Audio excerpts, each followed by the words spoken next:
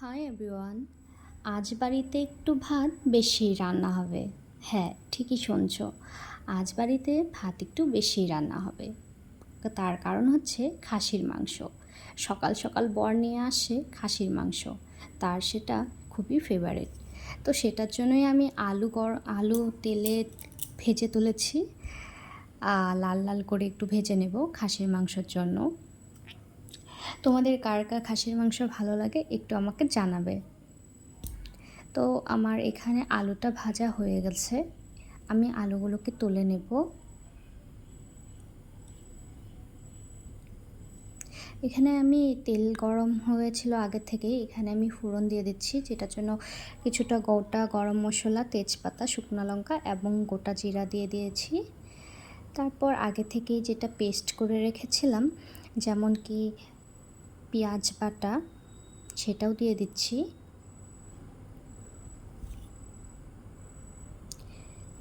নাড়াচাড়া করে নিচ্ছি এখন।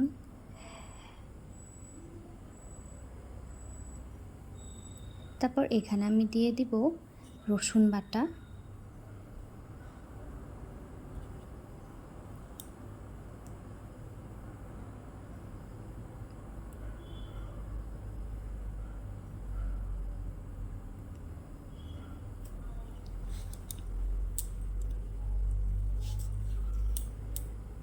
আর এখানে আমি হালকা একটু জিরা, শুকনো লঙ্কা এবং আদা বেটে নিয়েছিলাম, সেটাও দিয়ে নিচ্ছি।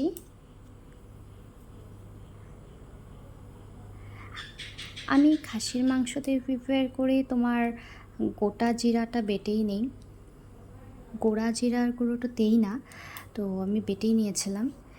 এখানে আমি এই যেগুলো বাটা মশলাগুলো আছে সেগুলোকে ভালো করে একটু কষিয়ে নেব হাই ফ্লেমে। যখন এই মশলা মানে বাটা মশলা থেকে যখন কাঁচা গন্ধটা চলে যাবে, তখন আমি এখানে আগে থেকে যেটা মাংসটা ম্যারিনেট করে রেখেছিলাম প্রায় 1 ঘন্টা আগে, সেটা দিয়ে দিব। তার আগে তোমরা দেখতেই পাচ্ছ আমি মাংস থেকে যেগুলো তেল ছিল, তেলগুলোকে এক্সট্রা করে বাটিতে তুলে নিয়েছি এবং এখানে আমার এই মশলাটার মধ্যে মাংসটা দিয়ে দিব।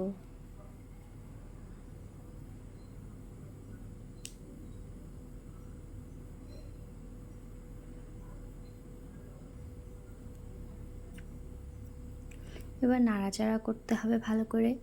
মশলাটার সাথে ভালো করে মিক্স আপ করলেই ভালো স্বাদ আসবে। তাই আমি ভালো করে মশলাটার সাথে মাংসগুলোকে ভেজে নিচ্ছি, মানে মিক্স করে নিচ্ছি। আচ্ছা, তেলগুলোকে আমি আগেই তুলে রেখেছি, কারণ এখন যদি আমি তেলটা দিয়ে দিই তাহলে তেলগুলো গলে যাবে। তাই আমি তেলগুলোকে এখন দেব না, পরে দেব। আমি এভাবেই মাংসটাকে কষিয়ে নিচ্ছি ভালো করে।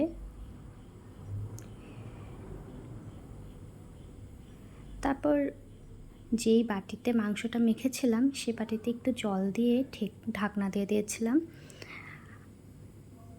একটু সময় পর ঢাকনাটা খোলার পর মাংসটা চেক করে নিলাম কতটুকু হয়েছে। তারপর আমি আগে থেকেই যেগুলো আলু ভেজে রেখেছিলাম সেটাও দিয়ে নিচ্ছি। যেহেতু এটা খাসির মাংস, এটা রান্না করতে একটু সময় লাগবে, তাই আমি বারবার ঢাকনা দিয়ে নিচ্ছিলাম যাতে ভালো করে বয়েল হয়ে যায়। এবারও আমি ঢাকনাটা খুলে আবারও চেক করে নিচ্ছি। তো আমার এখানে গ্যাসের ফ্লেমটা লো করা ছিল যখন ঢাকনাটা দিয়েছিলাম। এখন আমি হাই ফ্লেমে মাংসটাকে ভালো করে কষিয়ে নিচ্ছি।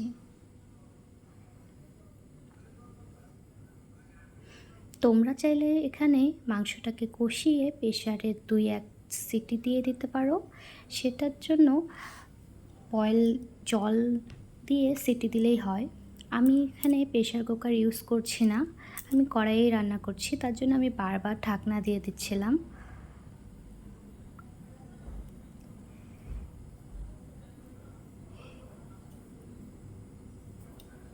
প্রায় হয়ে এসেছে কষানো।